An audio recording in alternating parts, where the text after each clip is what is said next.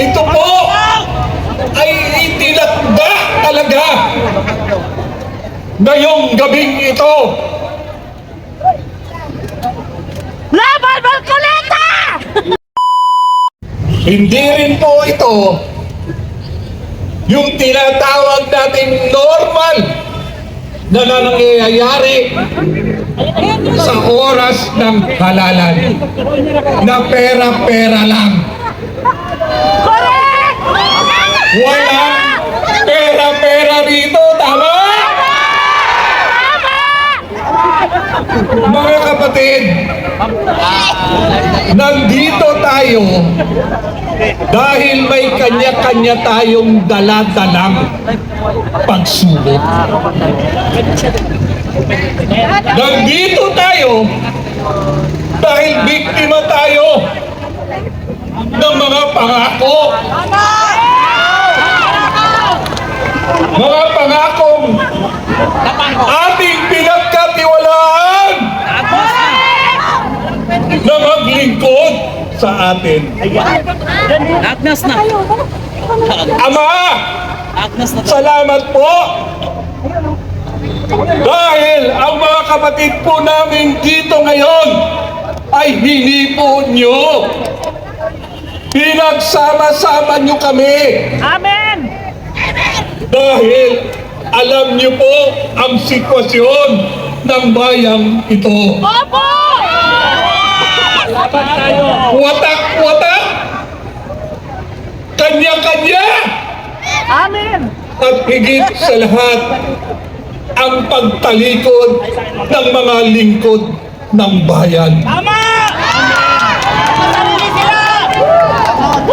Ito po ay itinakda talaga ngayong gabing ito. Laban Marcoleta! Hindi po kakayanin ni Senador Marcoleta ang labang ito dahil napakalubha ng kalagayan ng bayan natin. Nasa likod niya kami! Ito po ang ibinigay sa atin ni Ama na ang oras na ito, oras ng pagkakaisa at pagmamahal. Mapalad pa tayo na nandito ngayon kaysa mga kamag-anak at mga kapatid natin nasa iba't ibang lugar. Ang inaasahan natin na gagabay, tutulong sa ating pangangailangan. Ilang ulit na tayong nabigo.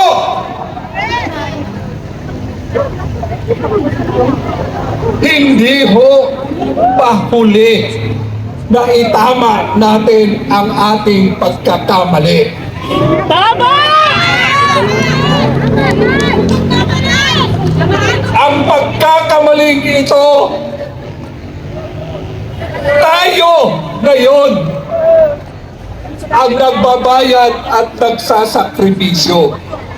Pero higit na masasaktan ang mga anak natin at ang mga susunod na henerasyon.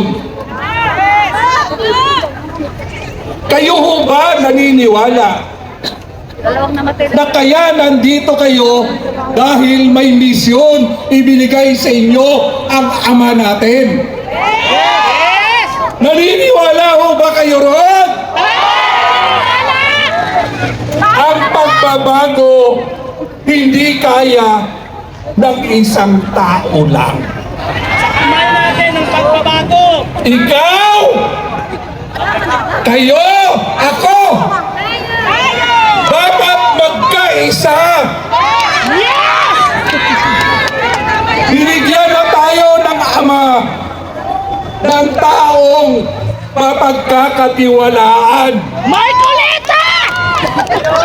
Pero napakadaming demonyo! Rubalda!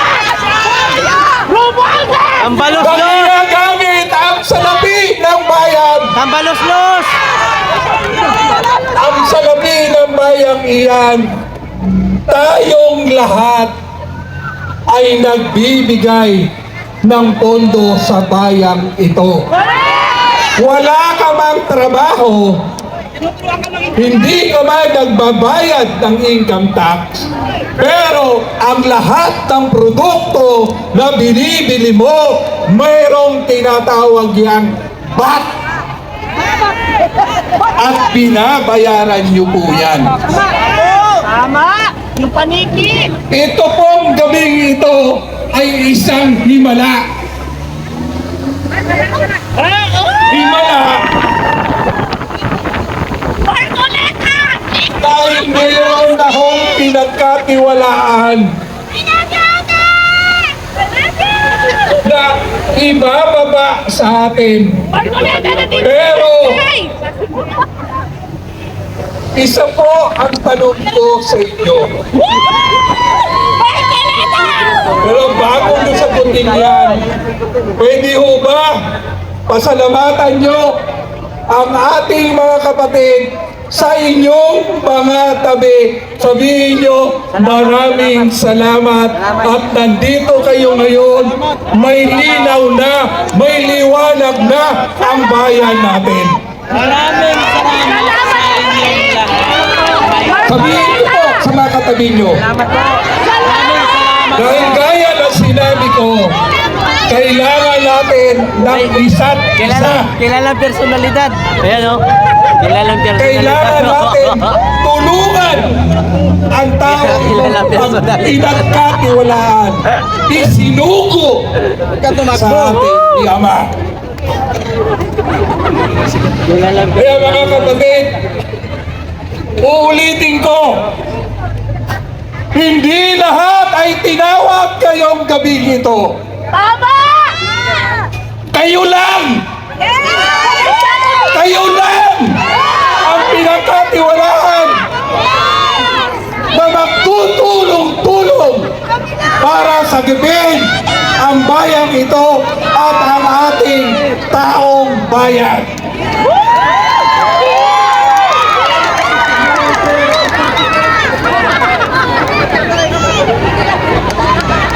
Yung ating pagkakamali noon, itatama na natin ngayon. Hindi na kami magpapabudol pa! Kahit hindi kami bigyan ng pera ng bayan, lalaban na kami para sa kinabukasan ng mahal namin sa buhay. Kung pera lang, may pera kami! Kahit na walang ayuda, sabi ni ate. Kahit walang ay. Kahit walang akap. Pero may kinabukasan tayo. Ulitin ko po. Ama, maraming salamat. At hinipo mo ang aming mga kapatid na nandito ngayon na nagbibigay liwanag. Liwanag sa kinabukasan ng lahi ng bansang ito.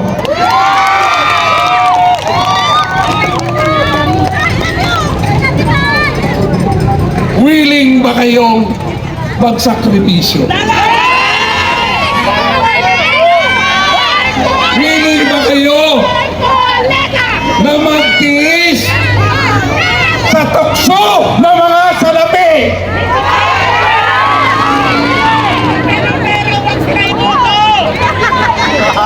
Kaya po, mapalad po tayo ngayon. Dahil tayo ho ang magsisimula ng pagbabago. Naniniwala ko ba kayo? Na tayo ang magsisimula ng pagbabago ng bayang ito. At huwag ho tayong mag-alala. may sinugo na, may pinili na, may integridad, may kredibilidad, may tapang, may puso. Hindi man artista, totoong tao na maglilingkod sa mga bayan na nangangailangan ng tulong ng gobyerno. Uhaw daw. Tama, uhaw tayo sa kalinga at pagmamahal ng taong ating pinagkatiwalaan. Biyaya ho, kasama natin si Ama, binigyan tayo ng magandang panahon ngayon. Yan po ay isang hudyat. Hudyat ng pagbabago.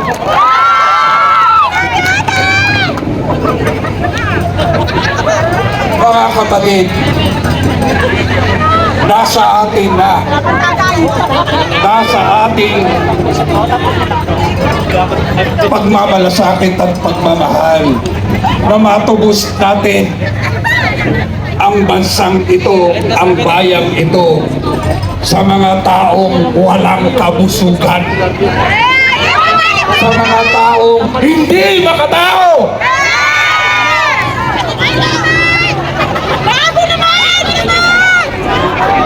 Simula po sa gabing ito, nasa atin ang pagbabago. Naniniwala ho ba kayo na pinili tayo ni Ama sa itaas na magsama-sama dito? Dahil may misyon tayo para sa bayan natin at sa ating mga kababayan. Tulungan po natin ang taong wala na hong iba kung hindi ang ating Senador Rodante Marcoleta.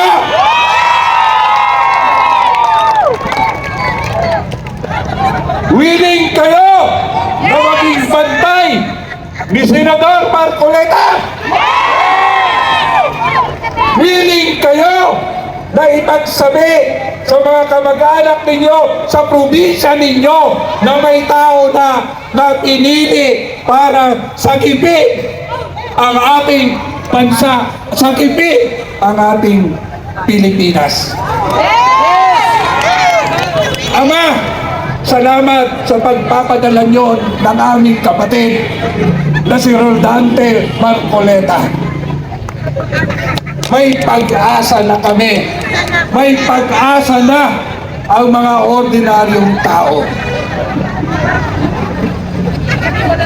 Salamat sa inyo. Maraming salamat sa inyo sa pagtugong ito.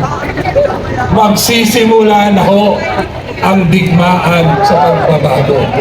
Pero lulubuigin natin ang mga taong siya ang naging salot sa ating pagdudusa ngayon. Kaya, isa na lang po ang hihilingin ko sa inyo. Tatapusin ko po itong welcome remarks kong ito sa isang panalangin. Dakila mo, Diyos, salamat sa oras na to na nagtitipon-tipon po kami. Alam po namin nandito ka dahil hindi lingid sa iyo ang pinagdadanasan ng mga kapatid po namin. O Diyos, Ikaw ang Diyos ng kapayapaan. Ikaw ang Diyos ng katarungan. Ama, isinosurrender na po namin sa inyo ang anumang mga pagsubok na ito. Tulungan niyo po kami. At salamat sa pagpapadala. Dahil may pag-asa na po kami sa aming kapatid na si Rodante at Julieta. Amen! O Lord, pinupuri ka namin. Magandang gabi po sa inyo lahat. Thank you so much, ang tatay ng bayan, Konsehal Tatay Ronnie Ludovica. Thank you so much, Tay. And now, may mga kasama tayo, Bamba. Oo. Para bigyan tayo ng bigyan tayo ng magandang awitin. Oo. So please welcome. Napakagandang babae nito ha. Babae ito ha, sure na babae ito ha. Parang kasing ganda ko siya. Wow. Palakpakan naman natin. Gusto ko makayong ng palakpakan paglabas niya ha. Palakpakan naman sigawan. For Miss Jean Kylie! Hello po! Ay, parang mahina. Wait lang, pakiulit po. Ay, mahina. Parang mahina. Mahina! Mahina. Mahina, Parang isa pa, mahina. isa pa. Alam niyo bang galing? Take two. Galing pa siya ng malayong lugar.